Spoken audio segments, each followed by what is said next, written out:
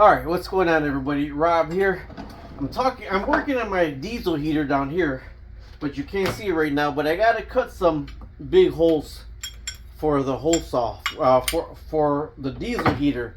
So it's a 4¼ inch hole saw that I'm going to be using because I got a 4 inch hole. Whew, see, that's a 4 inch hole. So if I just use a 4 inch hole, I'll still be fighting to get it in. So I need a 4¼ to cut it in. I used to have this old type of, what is it, a mandrel, a arbor. You know, it drills the pilot hole first, but it had a certain shape to it, and then it had the big nut, the big hollow nut that would stick on the end. Okay, so when I bought the new pieces, I figured I had this at home. I said, you know what, I got these at home, I didn't need it. These are different ones, these are newer ones, they're pretty cool. I used the bigger one to show you. I went to go purchase one because this is the new kind right here. You see how these got a bunch of holes in them now? So the new mandrel or auger or whatever, arbor mandrel, it actually screws in. See, it screws in to start your pilot hole, but then you line it up where now you push this in further, and when you screw this down, it locks in on the other holes, right? Bam, bam, bam, bam, bam. Now this is a Warrior brand blade, and let me tell you why this is a Warrior brand. Right? Somebody gave me a hard time about it, and they said, well, you know, what is it? What do you say? Buy once, cry once. I should have got the Milwaukee. They were $43 the Milwaukee for one of them, and I got these three for $18. But they're Harbor Freight, and I understand that. I don't commonly do this. I don't do it enough to warrant $43 for one, but $18 for my DIY project. I had some leftovers, pretty good. But seeing that I thought I had this at home and I didn't, I picked, I think this one was up on Amazon for $8.99, and the Milwaukee one was $25. Okay, now these are some other ones that are on Amazon, but what I like about them is it has a little spring, because when you cut a piece of wood out, it kind of gets stuck, and I just put a little thing through the hole right here and pop them out. But these got springs to help push it out, so that's pretty cool. But not all of them have these extra little pins that come out, right? Those extra little pins, that's recommended for bigger blades. Now this is, I picked this up, there's 3 sets, a 1.5, a 2, and a 2.5. Since I figured I had the 3.5 on up, I might as well get this right here.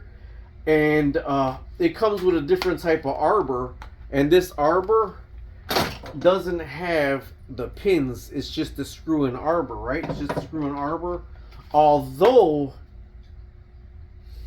it can take the screw and arbor also. So this was, I picked this up because this was, you know me and tools, I always got tools. This was $10 at Menards. $10 at Menards. You know what's Menards? Is Performax.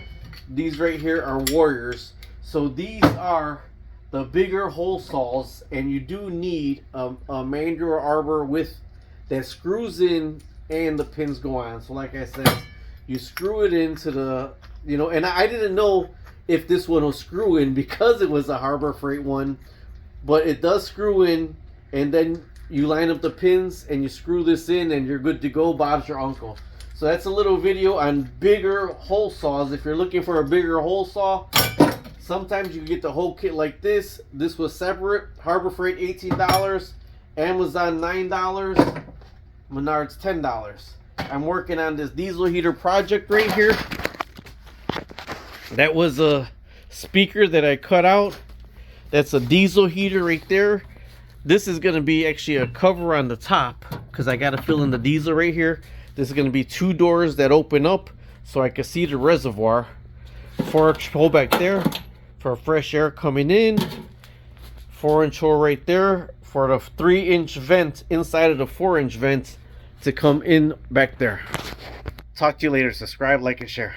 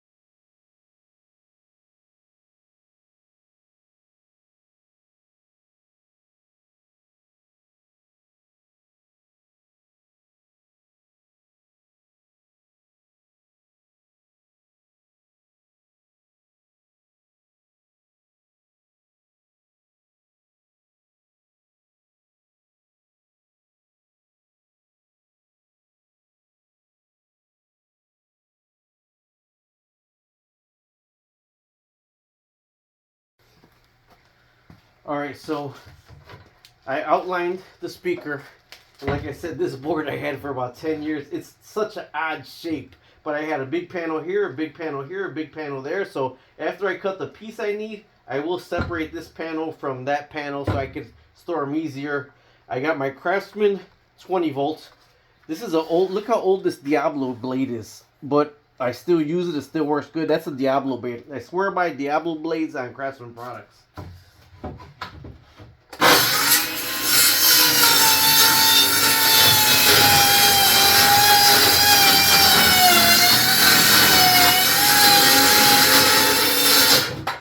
Alright, one more cut.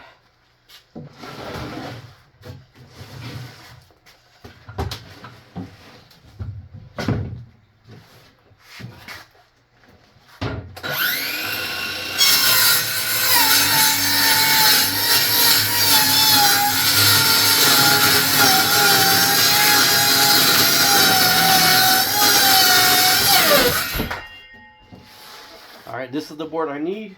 I got 2 boards now, but I'm going to cut that little piece off to make it even. Alright, got the door. Alright, so this is the speaker, the way the door is going to go on it. About 29 inches long. So at 14.5 is where I'm going to cut it. So this could be one door and this could be one door, and then I'm going to put a lock in the middle. Alright, so I'm making my doors here. I'm probably going with one of these on each side. You see I got all this extra stuff. If I push down on this, I think it's going to work really good. It's going to get enough in the meat in here, and it's wide enough to handle this little door, half a door right here. So I want to put one of these on this side, one of these on that side over there. And this is the type of lock that's going to go in the middle, but I need this size, but I got to find this size to that. So I sure got it around here somewhere. So that's what the doors are going to look like. Alright, so there we go with one of them. They have a little cheapy box of screws, Duracell screws. Perfect on here, right here. Nothing, little angle grinder did a fix right there. But I have to watch now when I put this other door in, that I'm going to have the little gap. Remember I told you I cut it right down the line to have the little gap?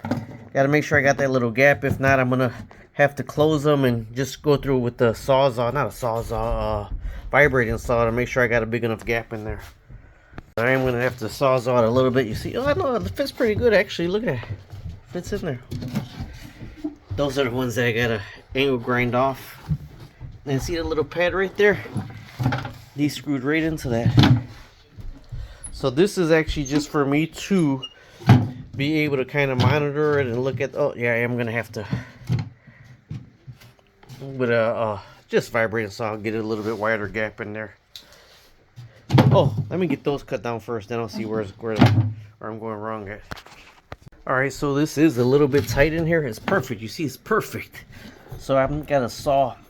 I normally have the arched one, but I can't find it, so I'm just going to go inside of here with a vibrating saw just to give myself more room, just in case it swells up.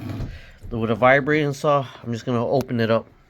Just widen it up a little bit, so when you open it, this one isn't as stiff as this hinge is better. This hinge is really sturdy.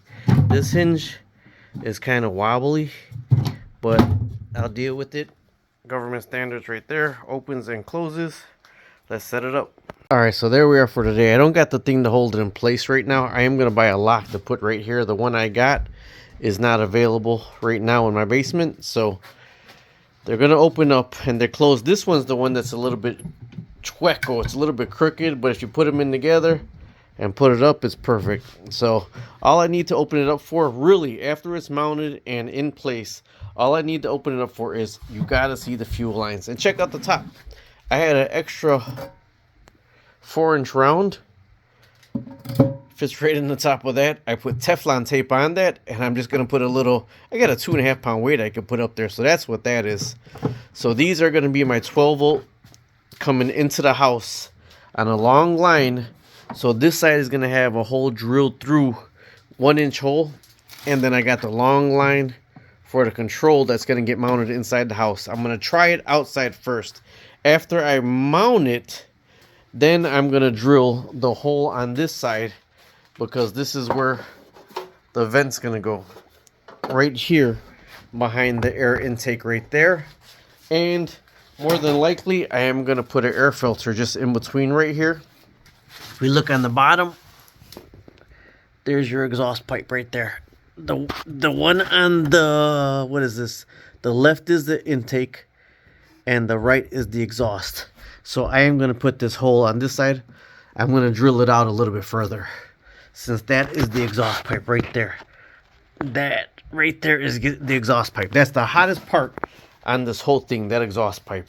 If you can see right in here, that's what the air blows over. There's a little combustion chamber, a little tiny combustion chamber, diesel right here that goes straight out. And then it blows the fan over that, and the hot air elbows into the house right here. There's a blocked-in window right here. So I'm gonna, after I mount the speaker, I'm gonna drill, and the one drill hole that's gonna come through here is where the 4-inch vent is. Then further this way, that's where the controls and the battery wire is gonna come in through. I gotta clean them off, but there's the hose that connects it. This is actually gonna get cut down a little bit, but it does fit already. I did check it. It connects to the front mount. No, I'm sorry. Yeah, hold on. I'm sorry. The black hose itself gets wire clamped on, and then this is where I'm gonna cut it and turn it, where my 4-inch hole is gonna be. So that's gonna be directing it into the house, into the 3-inch right here. I got the 3-inch and to the 4-inch. So this is actually gonna be, this bit is gonna be closer to this, and this is what's gonna be sticking out of that little hole right there. None of that is gonna get drilled out till the box is mounted, and that's another day. This is gonna get clamped straight to the 12-volt battery. I got a Marine battery. This is the controls.